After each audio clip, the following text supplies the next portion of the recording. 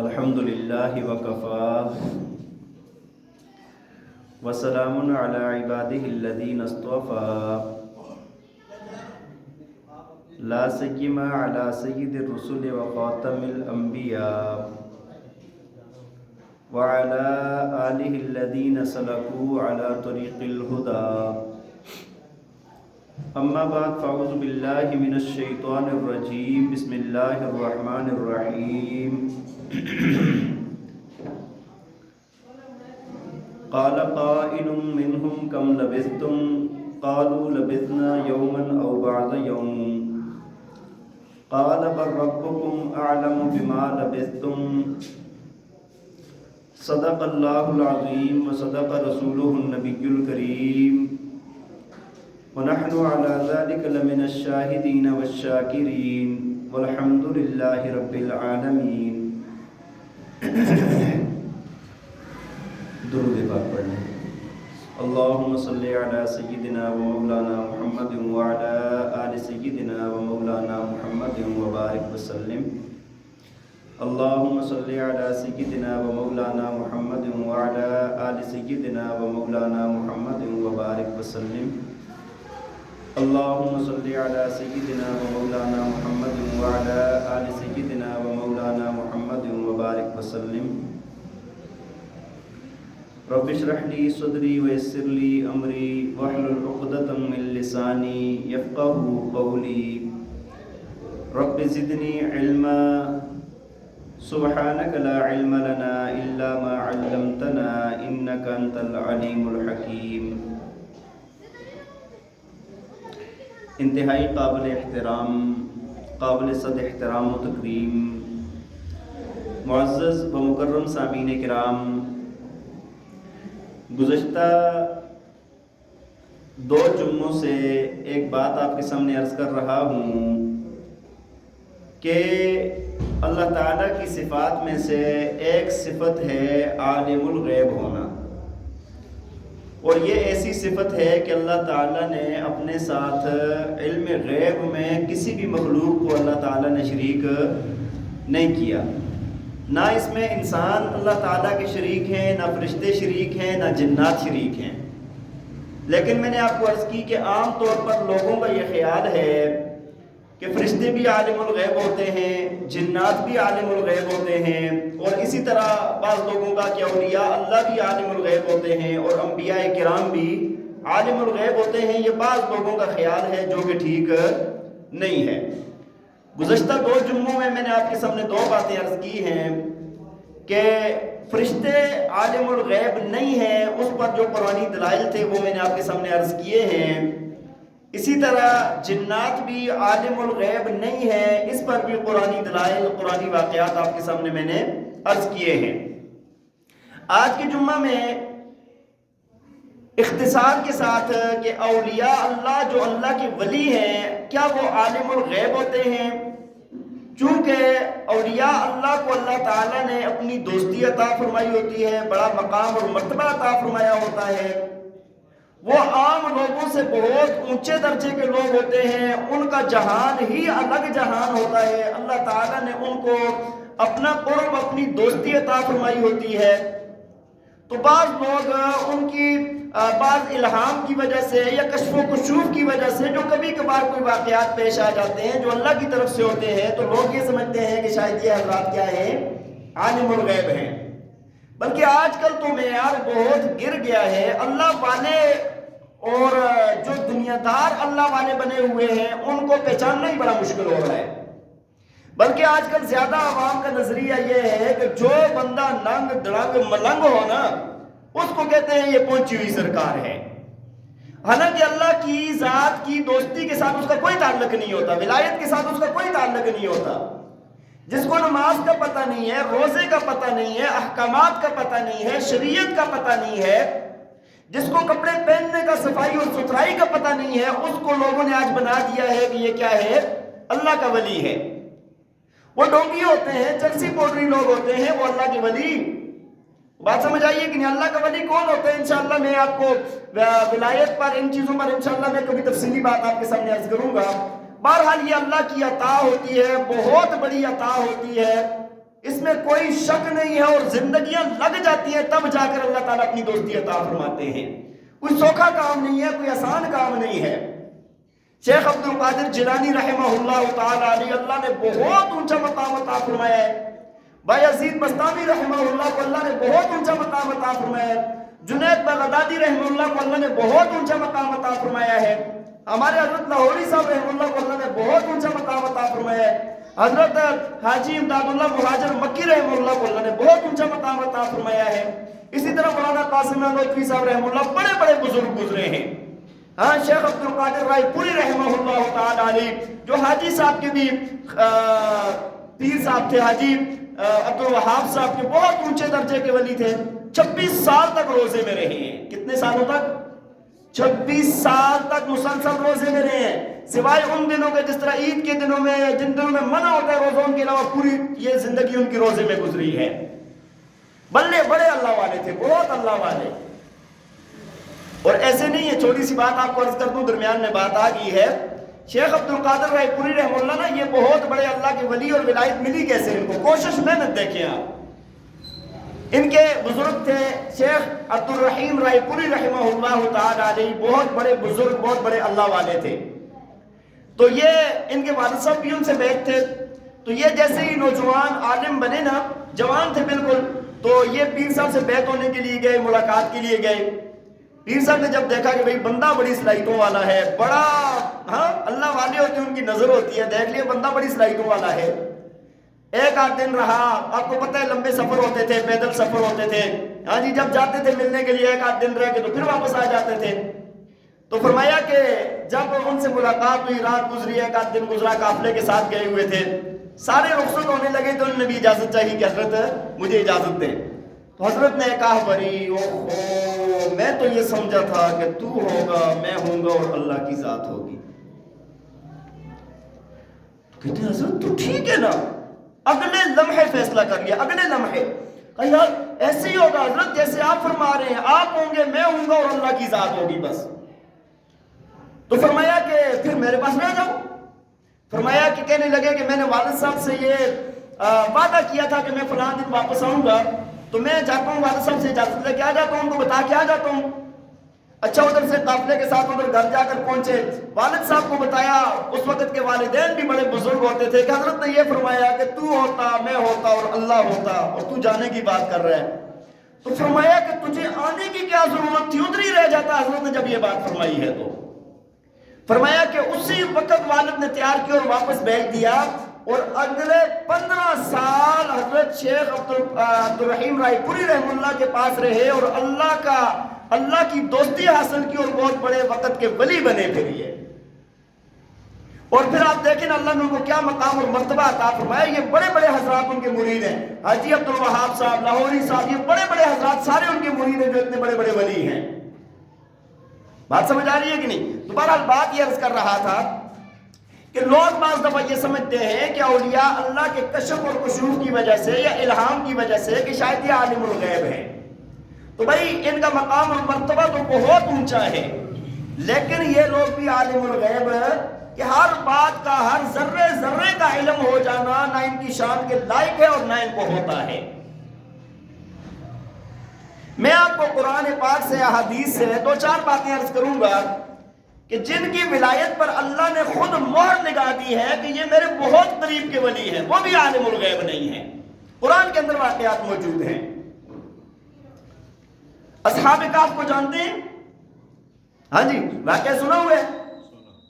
اصحاب کہف، سورہ کہف کے اندر اللہ نے بیان فرمایا، 15ویں سپارے کے اندر اللہ نے بیان فرمایا ان کا واقعہ۔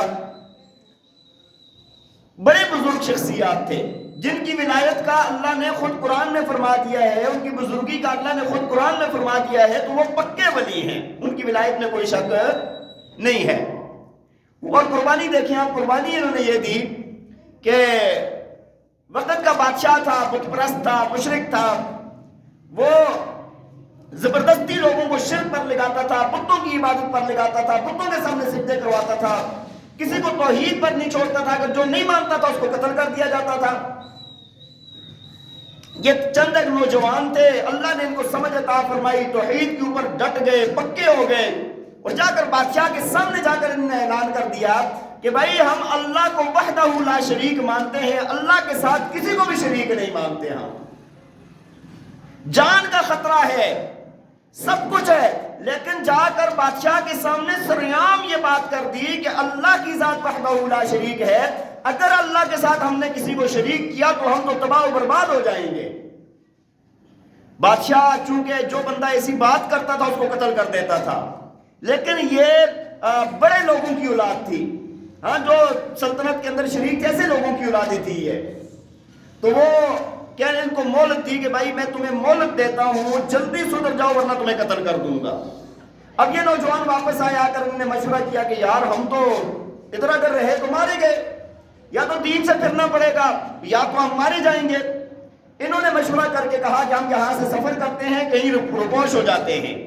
اللہ تعالیٰ نے ان کی رہنمائی فرمائی اور یہ گئے اور جا کر ایک غار کے اندر نا، کاف کہتی غار کو ہے، اب کہتے ہیں نا اصحاب کاف کا واقعہ، کاف کہتی غار کو ہے، تو وہاں پر جا کے یہ آرام کرنے کے لیے وہاں پر پہنچے، وہاں پر بیٹھے لیٹے کہ یار چلو تھوڑا سا ادھر چھپ جائیں، ہاں تو اللہ تعالیٰ نے کیا کیا کہ اللہ تعالیٰ فرماتے ہیں فَضَرَبْنَا عَلَىٰ آذَانِهِمْ فِي الْكَهْفِ سِنِينَ عَدَدًا، اللہ فرماتے ہیں ہم نے ان کے کانوں پر نیند کی تپکی دے دی، پھر وہ سالوں تک وہاں پر موجود رہے۔ اور دوسری جگہ فرمایا وَلَبِثُوا فِي كَهْفِهِمْ 300 وَازْدَادُوا 300 سِنِينَ وَازْدَادُوا 9، فرمایا کہ اللہ فرماتے ہیں کہ وہاں پر وہ 309 سال تک وہ سوئے رہے۔ کتنے سال؟ 309 سال تک وہاں پر وہ سوئے رہے۔ اور اللہ نے قرآن میں یہ بھی بیان فرمایا ہے، فرمایا کہ سورج آتا تھا نا، جب سورج طلوع ہوتا تھا تو یہ غار کا منہ کھلا تھا، فرمایا کہ ایسے آ کے نا تو ان سے کترا کے سائڈ سے ہو کے چلا جاتا تھا، ان کو دھوپ نہیں لگتی تھی کہ تکلیف نہ ہو۔ شام کو جب غروب آتا تھا تو ادھر پہنچ کے نا اس دہانے پر تو ادھر آ کے رک جاتا تھا۔ اور اس دوران اللہ فرماتے ہیں وَنُقَلِّبُهُمْ ذَاتَ الْيَمِينِ وَذَاتَ الشِّمَالِ، فرمایا ہم ان کو دائیں بھی کروٹ دیتے رہے، بائیں بھی کروٹ دیتے رہے۔ مفسرین کرام فرماتے ہیں، بعض رات فرماتے ہیں کہ سال کے بعد کروٹ بدلی جاتی تھی، اور بعض کہتے ہیں کہ سال میں 2 مرتبہ کروٹ بدلی جاتی تھی۔ یہ کروٹ اس لیے بدلی جاتی تھی کہ دیکھیں ایک چیز ہے، خاص کر جسم جو گوشت پوشت کا بنا ہوا ہے زمین کے ساتھ جڑا رہے نا ایک جگہ پر، اس کے گلنے سڑنے کا اللہ چاہتے تو اللہ ویسے بھی نہ سلا دیتے، ہاں اللہ نے جو 309 سال ان کو زندہ رکھا ہے، سوئے رہے ہیں، کوئی فوت نہیں ہوئے، لیکن اللہ تعالیٰ نے اسباب کے درجے میں ان کو کروٹ دیتے رہے۔ بہرحال 309 سال گزرنے کے بعد جب یہ بیدار ہوئے تو اس وقت جب ایک دوسرے کو دیکھا، ہاں جی، تو ان میں سے ایک کہنے لگا قال قائل منہم کم لبثتم، ایک کہنے لگا کہ یار ہمیں ادھر کتنا ٹائم گزر گیا ہے، کتنا ٹھہرے ہیں ادھر، تو آگے سے وہ کہتے ہیں قالوا لبثنا یوما او بعض یوم، ہاں کہتے ہیں میرا خیال ہے کہ دن گزر گیا ہے یا کچھ تو یا کم گزرا ہے، ہاں یا دن پورا ہو گیا یا دن کا بھی بعض ایسا گزرا ہے۔ پھر آثار کے آثار دیکھیں یار کچھ بدلا لگ رہا ہے، تو آگے کہنے لگے قالوا ربکم اعلم بما لبثتم، کہتے ہیں یار پتہ نہیں، بس جو اللہ ہی جانتا ہے کہ کتنا یہاں پر ہم ٹھہرے ہیں۔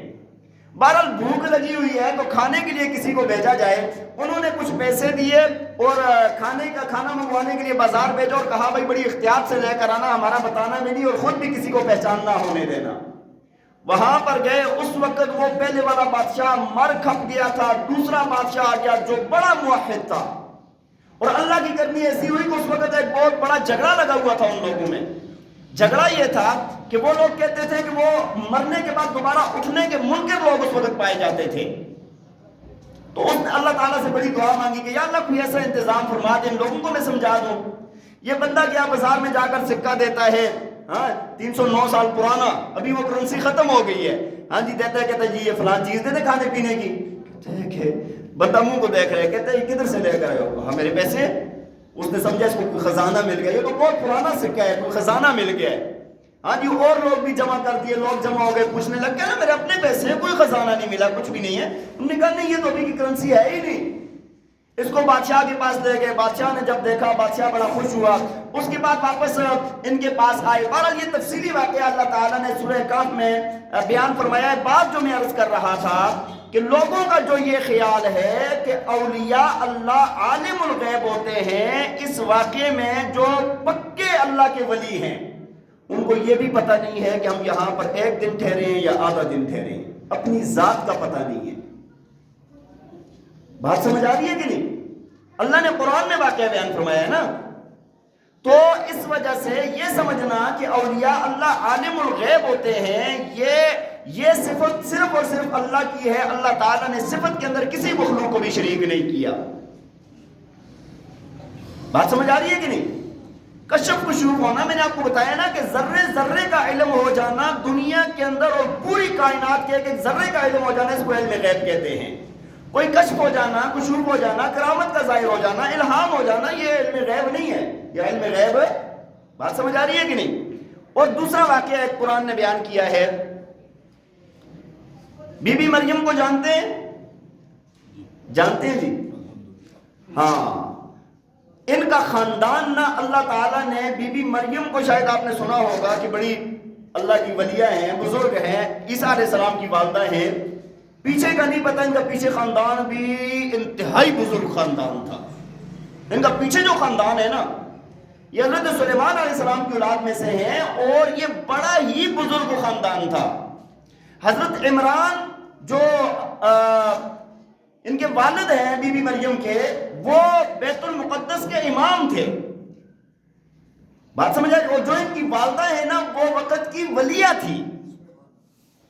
ہاں، بی بی حنہ ان کا نام تھا. تو وہ وقت کی بہت بڑی اولیاء اللہ میں سے تھی. اللہ نے خود قرآن میں فرمایا، ان اللہ اصطفى آدم و نوحا و آل ابراہیم و آل عمران علی العالمین. فرمایا اللہ نے چن لیا آدم علیہ السلام کو، نوح علیہ السلام کو، حضرت ابراہیم علیہ السلام کو، نوح علیہ السلام کو، اور فرمایا ابراہیم کی آل کو اور آل عمران، جو ان کے والد کا نام ہے حضرت عمران، ان کی آل کو ہم نے فضیلت بخشی، ہم نے چن لیا ہے تمام جہان والوں پر. اس وقت جتنے لوگ تھے سب میں سے چنے ہوئے لوگ تھے یہ. آپ کو پتہ ہے نا کہ بی بی مریم کی جب ولادت ہوئی ہے، اس سے پہلے ان کی والدہ کی پہلے اولاد نہیں تھی. اللہ تعالیٰ سے بڑی دعائیں مانگتی تھی کہ یا اللہ مجھے اولاد عطا فرما دے. اللہ تعالیٰ نے دعا قبول فرمائی. جب حمل ہوا نا، تو اس وقت انہوں نے ایک منت مانی تھی. اذ قالت امرأة عمران انی نذرت لك ما فی بطنی محررا فتقبل منی انک انت السمیع العلیم. انہوں نے یہ دعا مانگی کہ یا اللہ میرے پیٹ کے اندر جو بچہ ہے نا، یہ پیدا ہو گیا تو اس کو میں آپ کے لیے، آپ کے عبادت کے لیے اس کو میں وقف کر دوں گی، بیت المقدس کی خدمت کے لیے اس کو میں وقف کر دوں گی. بات سمجھ آ رہی ہے کہ نہیں؟ اور آگے کیا ہوا؟ فرمایا فلما وضعتها قالت رب انی وضعتها انثى. ہاں، جب بچہ پیدا ہوا نیت یہ تھی کہ بیٹا ہوگا تو میں بیت المقدس کے لیے وقف کر دوں گی. فرمایا جب بچہ جنا گیا تو فرمایا دیکھا کہ فلما وضعتها قالت رب انی وضعتها انثى. یا اللہ یہ تو بچی پیدا ہو گئی ہے، میں نے تو منت مانی تھی کہ بچہ ہوگا تو میں وقف کر دوں گی، بچیاں تو وقف نہیں ہو سکتی. اللہ فرماتے ہیں واللہ اعلم بما وضعت. اللہ فرماتے ہیں مجھے پتہ ہے کیا جنا ہے، اللہ خوب جانتا ہے تم نے کیا جنا ہے. وَلَيْسَ الذَّكَرُ كَالْأُنثَىٰ. یہ لڑکی ایسی ہے نا کہ لڑکے بھی اس کا مقابلہ نہیں کر سکتے. اس پر ہزاروں لڑکے قربان ہو جائیں گے، اس کا مقابلہ نہیں ہے. بات صرف اس وجہ سے میں نے آپ کو سنائی کہ دیکھیں بی بی حنہ جو حضرت مریم علیہ السلام کی جو والدہ ہیں، اتنی بڑی اولیاء اللہ میں سے، اتنے بزرگ خاندان میں سے ہیں، لیکن پیٹ کے اندر کیا ہے؟ بچہ ہے یا بچی؟ ان اللہ عنده علم الساعة وينزل الغيث ويعلم ما في الارحام ويعلم ما في الارحام. جو اللہ نے فرمایا ہے کہ پیٹ کے اندر کیا ہے کون جانتا ہے؟ اللہ ہی جانتا ہے. کون جانتا ہے؟ اللہ ہی جانتا ہے. تو بہرحال یہ اولیاء اللہ میں سے بھی ہیں لیکن علم غیب نہیں ہے.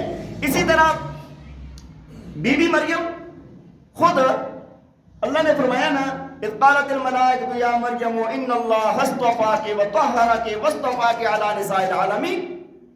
اللہ نے فرمایا کہ مریم، ہاں، اللہ نے آپ کو چن لیا ہے، آپ کو پاک کر لیا ہے، ہاں، تمام جہان کی عورتوں پر آپ کو اللہ نے فضیلت عطا فرما دی ہے.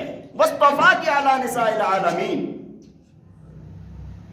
اتنی پارسا، اتنی پاکیزہ، اتنی بڑی ولیہ، نبی کی ماں، اور اللہ نے ایسا معجزہ عطا فرمایا، معجزاتی طور پر عیسیٰ علیہ السلام کو پیدا فرما دیا.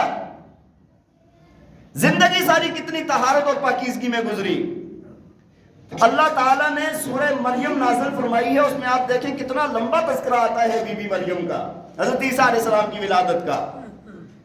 اللہ تعالیٰ فرماتے ہیں ایک دن نا بی بی مریم تنہائی کی جگہ پر چلی گئی، اور جب گئی وہاں پر تو دیکھا ایک بندہ بڑا ٹھیک ٹھاک مرد، جوان بندہ وہ سامنے آ گیا، تو فوراً ڈر گئی کہ اللہ یہ کدھر سے مصیبت آ گئی، پناہ مانگنے لگی اللہ تعالیٰ سے، اور اس کو بھی کہنے لگی کہ اللہ سے ڈرو، تم کون ہو؟ وہ کہنے لگا کہ میں کون ہوں؟ میں اللہ کا بھیجا ہوا رسول ہوں، ہاں میں کوئی انسان نہیں ہوں، میں کسی برے ارادے سے نہیں آیا۔ اور فرمایا کہ پھر ایک روح پھونک دی، اور اس کی وجہ سے اللہ تعالیٰ نے بغیر باپ کے حضرت عیسیٰ علیہ السلام کو پیدا فرما دیا۔ فَأَرْسَلْنَا إِلَيْهَا رُوحَنَا فَتَمَثَّلَ لَهَا بَشَرًا سَوِيًّا، اللہ فرماتے ہیں ہم نے حضرت جبریل کو بھیجا اور وہ انسانی شکل میں گیا۔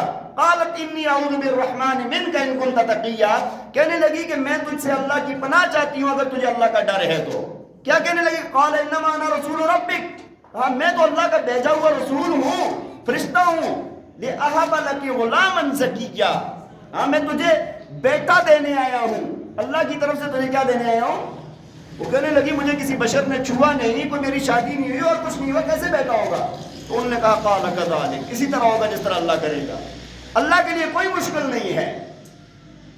اب میں بات صرف اس وجہ سے سنا رہا ہوں، واقعہ پورا موجود ہے سورت کے اندر ہے کہ بی بی مریم کو اللہ نے کتنا اونچا مقام اور مرتبہ عطا فرمایا ہے، لیکن علم غیب اللہ نے نہیں عطا فرمایا۔ بات سمجھ آ رہی ہے کہ نہیں؟ اچھا میں آپ کو ایک بات بتاؤں نا کہ یہ ایسے موضوعات میں سے ہے نا یہ کہ ان کو بیان کرتے ہوئے بعض دفعہ لوگ سوچتے ہیں کہ یار مولوی صاحب پتہ نہیں کیا، ان کو جب تک غور سے توجہ سے پورا نہیں سنیں گے بات نہیں سمجھ آئے گی۔ یہ موضوعات اللہ نے قرآن میں خود بیان فرما دیا، فرشتہ آ گیا سامنے تو وہ کہہ رہی ہے کہ پتہ نہیں یہ کو ہے کون، فرشتے کو نہیں پہچانا، جبریل علیہ السلام کو نہیں پہچانا۔ بات سمجھ آ رہی ہے کہ نہیں؟ علم غیب کس کو کہتے ہیں کہ کائنات کے ذرے ذرے کا علم ہو جانا، اور دن رات 24 گھنٹے کے اندر ایک خبر بھی ایسی نہ ہو جو اس کو پتہ نہ ہو، وہ صرف اور صرف اللہ کی ذات ہے، بس اس کے اندر اللہ نے کسی کو شریک نہیں کیا۔ بات سمجھ آ رہی ہے کہ نہیں؟ اسی طرح بہت سارے واقعات حدیث کے اندر آتے ہیں، صحابہ کرام کے واقعات آپ حضرات نے سنے ہیں۔ صحابہ سے اونچے درجے کا ولی اور کوئی بھی نبی علیہ السلام کی امت میں صحابہ کے درجے کا کوئی ولی یا کوئی ولی صحابہ کے درجے کو نہیں پہنچ سکتا۔ ساری دنیا کے غوث قطب ابدال مل جائیں نا، وہ صحابی کے مقام کو نہیں پہنچ سکتے۔ ہمارے حضرت فرماتے ہیں، فرمایا کہ بھائی نبی علیہ السلام کا دیدار کر کے انہوں نے کلمہ پڑھ لیا، اب ان کے مقام کو پہنچ ہی کوئی نہیں سکتا۔ بلکہ بعض صحابہ ایسے ہیں کہ جن کو صرف ایک دیدار نصیب ہوا، زندگی میں نمازیں نصیب نہیں ہوئی، کوئی حج نصیب نہیں ہوا، کوئی روزے نصیب نہیں ہوئے، ان کے درجے کو بھی بعد والے اولیاء میں کوئی بھی ان کے درجے کو نہیں پہنچ سکتا۔ ایک صحابی تھے، غزوہ خیبر کا موقع ہے، وہ آ گئے، رسول اللہ صلی اللہ علیہ وسلم وہاں پر محاصرہ کیا ہوا تھا خیبر کا، یہ بکریوں کا چرواہے تھے، آگے پاس آ گئے، کہا جی میں آپ کے بادشاہ سے ملنا چاہتا ہوں، نبی علیہ السلام کا کہا، صحابہ نے ملا دیا، کہا جی آپ کیا دعوت دیتے ہیں؟ نبی علیہ السلام نے پوری بات اپنی بتا دی کہ ہم اللہ کی طرف بلاتے ہیں، توحید کی طرف بلاتے ہیں۔ کہا اگر میں مان جاؤں تو مجھے کیا ملے گا؟ ہاں کہا جی آپ کو ہم گلے لگائیں گے، ہاں اور آپ کو ہم اپنا دوست بنا دیں گے، اللہ آپ کو جنت دے گا۔ کہنے لگا مجھے، میں سیاہ فام کالا، ہاں اور بدبو آ رہی ہے مجھ سے، مجھے آپ گلے لگائیں گے؟ کہا ہاں ہم تمہیں اپنے گلے لگائیں گے، اللہ تمہاری سیاہی کو سفیدی سے تبدیل کر دے گا، اللہ تمہارے جسم کی بدبو کو خوشبو سے تبدیل کر دے گا۔ کہنے لگے جی ٹھیک ہے، کہا ملے گا کیا؟ کہا جنت ملے گی۔ کہتے اچھا ٹھیک ہے، کہتے ہیں یہ بکری یہودی کی ہے، میں اس کو واپس کر کے آتا ہوں۔ واپس کر کے آ گئے، آ کر پھر نبی علیہ السلام سے ملے، کہنے لگے اگر میں یہاں پر اس جنگ میں مارا جاؤں تو پھر؟ کہا اللہ تجھے جنت عطا فرمائیں گے، اللہ تیری سیاہی کو سفیدی میں تبدیل کر دیں گے، اللہ تیری بدبو کو خوشبو میں تبدیل کر دیں گے۔ غزوہ خیبر ہوا، قتال ہوئی، اللہ تعالیٰ نے مسلمانوں کو فتح عطا فرمائی۔ اچھا بعد میں نا سارے صحابہ جو شہید ہو گئے، جو زندہ بچ گئے، ایک دوسرے کی پہچان ہو گئی، لیکن ایک جگہ پر صحابہ جمع ہیں، ایک بندے کے پاس پتہ نہیں چل رہا کون ہے۔ نبی علیہ السلام آیا کر دیکھا، کہا یا رسول اللہ بندہ نہیں ہے، ہم جانتے نہیں ہیں کون ہے۔ آپ نے فرمایا تم لوگ نہیں جانتے، میں جانتا ہوں۔ یہ وہ بندہ ہے جس نے ایک سجدہ بھی نہیں کیا، لیکن میں اپنی آنکھوں سے دیکھ رہا ہوں، فرمایا کہ فرشتے اس کو غسل دے رہے ہیں، اور اس کی سیاہی کو سفیدی سے تبدیل کیا جا رہا ہے، اس کی بدبو کو خوشبو سے تبدیل کیا جا رہا ہے۔ اللہ تعالیٰ نے اس کو جنت الفردوس عطا فرمائی ہے۔ تو صحابی رسول صرف صحابی ہونا یہی بہت اونچا درجہ ہے۔ وہ کسی نے پوچھا نا کہ عبداللہ بن مبارک رحمہ اللہ سے کہ عمر بن عبدالعزیز رحمہ اللہ اور حضرت امیر معاویہ رضی اللہ تعالیٰ عنہ میں سے ان کے مقابلے میں بات پوچھی کہ کیسی ان کے مرتبے۔ آپ جانتے ہیں نا عمر بن عبدالعزیز رحمہ اللہ کون تھے؟ امت کی اونچی شخصیات میں سے ہیں، بڑے اللہ کے ولی، بڑے بزرگ، ہاں، اور بہت، لیکن صحابی نہیں ہیں۔ اور حضرت امیر معاویہ رضی اللہ تعالیٰ عنہ بہت بڑے درجے کے صحابی کہ اللہ کے پاک پیغمبر نے ہادیہ مہدیہ فرمایا ہے جن کے لیے، بڑے درجے کے صحابی ہیں۔ تو حضرت عبداللہ بن مبارک رحمہ اللہ نے فرمایا کہ بھائی بات یہ ہے، تم مقابلے کی بات پوچھتے ہو، جواب یہ ہے کہ حضرت امیر معاویہ رضی اللہ تعالیٰ عنہ نے نبی علیہ السلام کے ساتھ جس گھوڑے پر بیٹھ کر جہاد کیا ہے، اس گھوڑے کا نہیں کہہ رہے، فرمایا کہ اس کے ناک کے نتنوں میں وہ جو گرد و غبار گیا ہے نا، تو فرمایا کہ عمر بن عبدالعزیز تو ایک ہے نا، کئی عمر بن عبدالعزیز اس کا مقابلہ بھی نہیں کر سکتے۔ یار عمر بن عبدالعزیز رحمہ اللہ بہت اونچی شخصیت ہیں، لیکن وہ آنکھیں کہاں سے لائیں گے کہ جنہوں نے نبی علیہ السلام کو دیکھا ہے؟ ہاں، بہت اونچی شخصیت ہیں، لیکن وہ کان کہاں سے لائیں گے جنہوں نے نبی علیہ السلام کو بات فرماتے ہوئے سنا ہے؟ کہاں سے وہ ماحول لائیں گے، کہاں سے وہ روحانیت لائیں گے؟ تو بہرحال بات یہ عرض کر رہا تھا، بات لمبی ہو گئی، بات یہ عرض کر رہا تھا کہ صحابہ بہت اونچے درجے کی شخصیات ہیں۔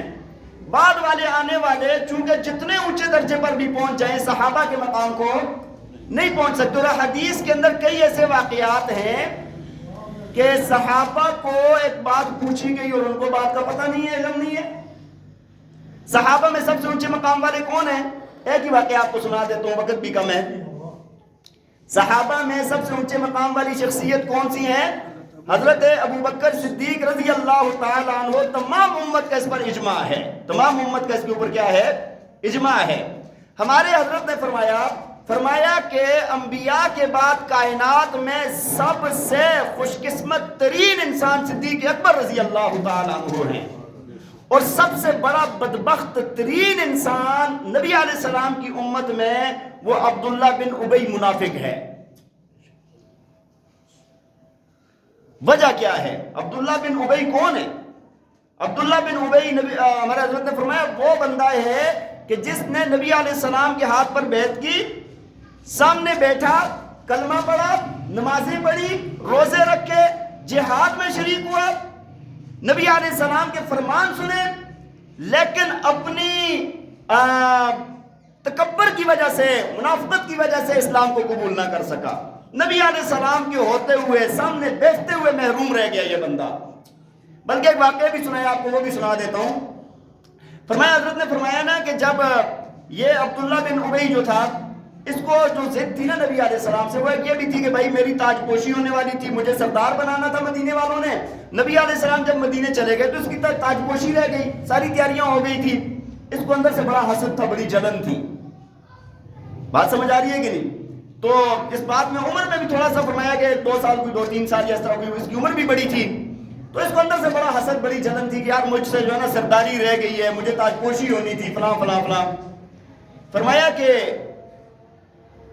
ایک مرتبہ یہ بیمار ہو گیا، نبی علیہ السلام کو پتہ چلا، تو نبی علیہ السلام نے ایک گدھا لیا اور اس کی عیادت کے لیے چلے گئے۔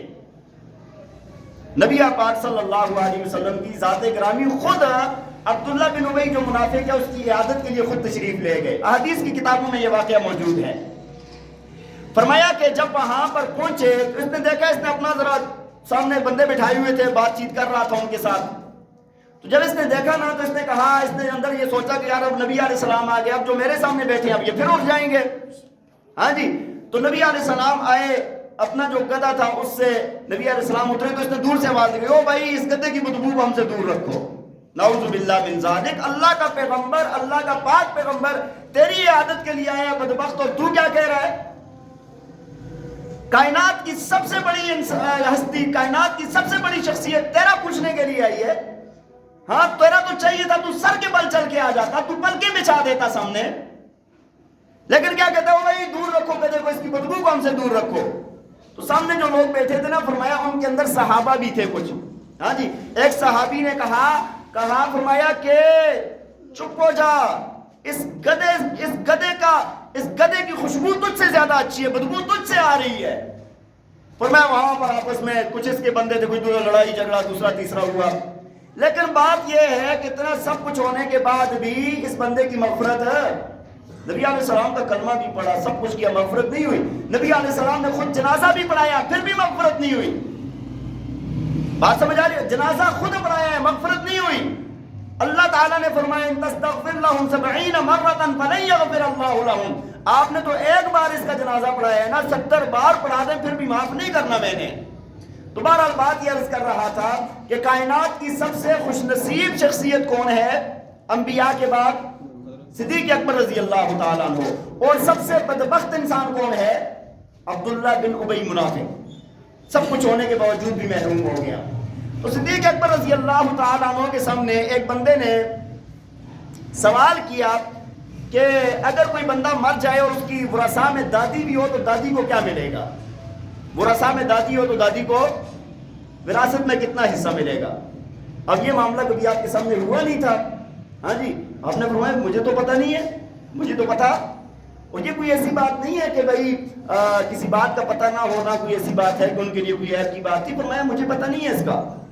صحابہ کے پاس گئے، فرمایا ثم سأل الناس، جا کر صحابہ سے پوچھا یار تم لوگوں میں سے کسی نے یہ واقعہ سنا ہے کہ اگر دادی رہ جائے تو اس کی وراثت میں کتنا حصہ ملے گا؟ ہاں جی، صحابہ میں حضرت مغیرہ بن شعبہ رضی اللہ تعالیٰ عنہ کھڑے ہوئے اور فرمایا کہ ہاں اللہ کے نبی نے فرمایا ہے کہ دادی اگر اس طرح رہ جائے تو اس کو چھٹا حصہ ملے گا. اس کو کتنا حصہ ملے گا؟ آپ نے فرمایا کیا تمہارے ساتھ کوئی اور بھی گواہ ہے اس بات پر؟ تو حضرت محمد بن مسلمہ رضی اللہ تعالیٰ عنہ فرمانا کہ ہاں جی میں نے بھی نبی علیہ السلام سے یہ بات سنی ہے.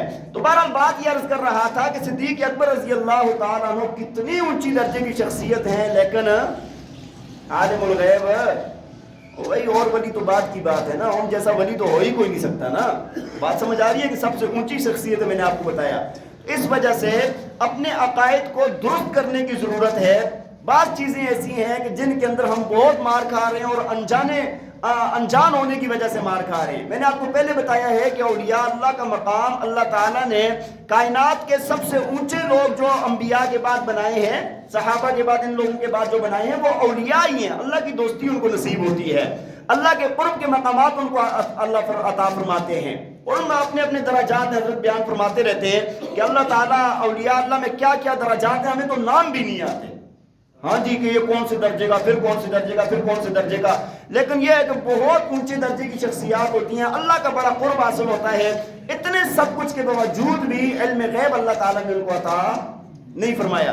اب آخری بات ہماری رہ گئی ہے کہ انبیاء کرام کے متعلق تفصیلی بات انشاءاللہ میں آپ کے سامنے عرض کروں گا قرآن حدیث کے دلائل کے ساتھ کہ اللہ تعالیٰ نے انبیاء کو کتنا علم عطا فرمایا، کون سا علم عطا فرمایا اور کون سا علم نہیں عطا فرمایا.